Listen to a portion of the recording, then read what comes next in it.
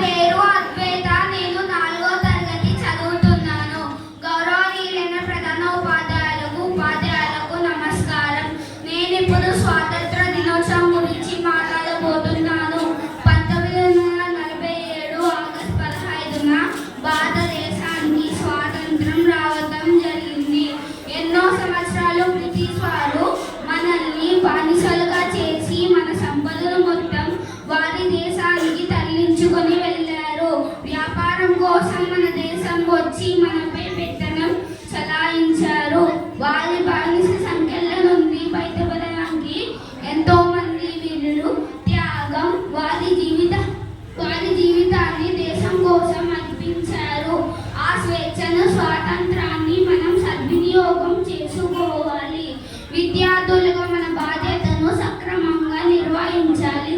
రేపటి పౌరులుగా